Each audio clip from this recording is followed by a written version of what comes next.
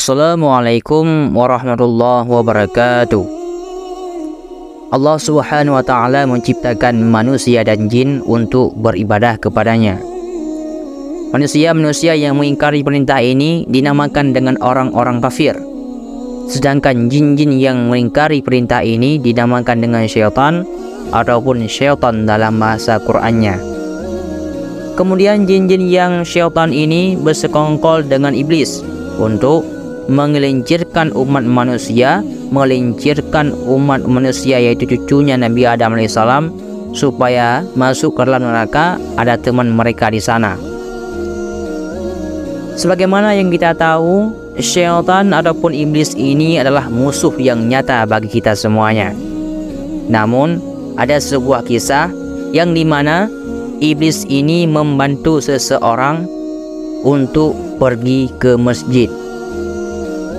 Namun sebelum itu, buat kalian yang tidak ingin ketinggalan berita terbaru ataupun berita lainnya, jangan lupa untuk menekan tombol subscribe-nya agar channel kita makin tambah maju dan juga berkembang. Dia adalah Abdullah bin Umar bin Syuraih. Karena ia buta sejak lahir, orang-orang memanggilnya Abdullah bin Ummi Maktum. Ia tergolong sebagai pemeluk Islam golongan pertama. Abdullah turut menanggung siksaan dan penganiayaan dari kaum Quraisy. Namun kekuatan imannya serta kecintaannya kepada Allah dan Rasulnya lebih agung, sehingga ia tidak pernah menyerah sekalipun siksaan kaum Quraisy kepadanya begitu sadis. Di balik kebutaannya, Abdullah tetap rajin memanfaatkan waktunya untuk menimba ilmu tentang Islam. Bahkan sekalipun ia buta, ia tidak pernah meninggalkan sholat berjamaah di masjid. Hingga tiba pada waktu-waktu Abdullah datang menemui Rasulullah SAW. Ia ingin meminta izin pada beliau untuk tidak menghadiri jamaah sholat subuh lantaran tidak ada yang menuntunnya ke masjid. "Wahai Rasulullah, bolehkah aku meminta keringanan untuk tidak mengikuti jamaah salat subuh?" tanya Abdullah. "Apakah engkau mendengar azan?" tanya Rasulullah. "Iya." "Jika begitu, ada alasan bagimu untuk meninggalkan salat jamaah?" Abdullah tidak berkomentar apapun. Ia menurut atas apa yang telah diperintahkan oleh Rasulullah. Bahkan ia berjanji dalam hatinya untuk istiqamah datang ke masjid untuk berjamaah salat subuh. Selang beberapa saat berjalan, Abdullah tersandung batu. Ia jatuh tersungkur dan kepalanya kena batu. Darah pun mengalir. Abdullah segera mengusapnya dan berjalan kembali. Rasa perih akibat luka bukanlah penghalang baginya untuk ikut salat berjamaah. "Hai paman, engkau hendak kemana?" tiba-tiba ada seseorang menyapanya.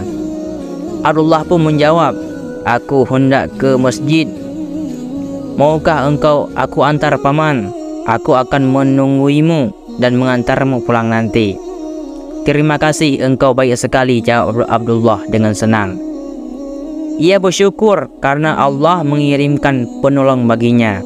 Ternyata bukan hari itu saja orang itu menolong Abdullah. Setiap hari ia selalu datang untuk menuntun Abdullah menuju masjid.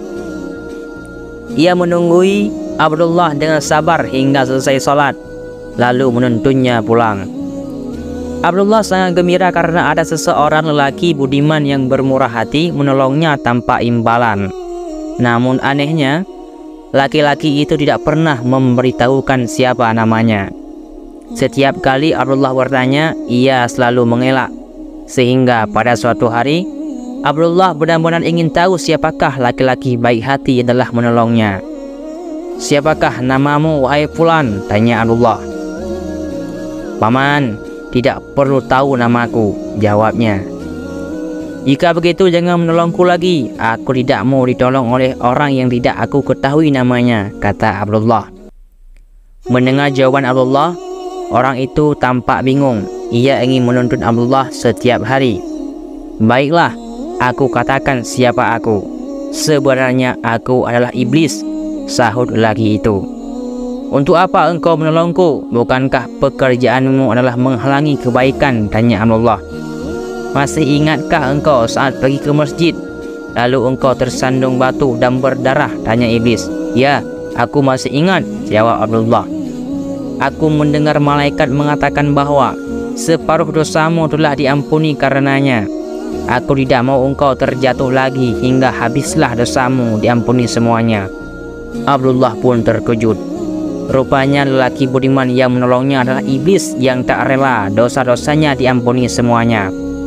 Itulah iblis, tidak pernah senang hamba Allah mendapatkan ampunannya. Jadi, hanya inilah yang dapat saya sampaikan. Mudah-mudahan bermanfaat bagi kalian semuanya. Saya akhiri, wallahu a'lam bishawab. Assalamualaikum warahmatullahi wabarakatuh.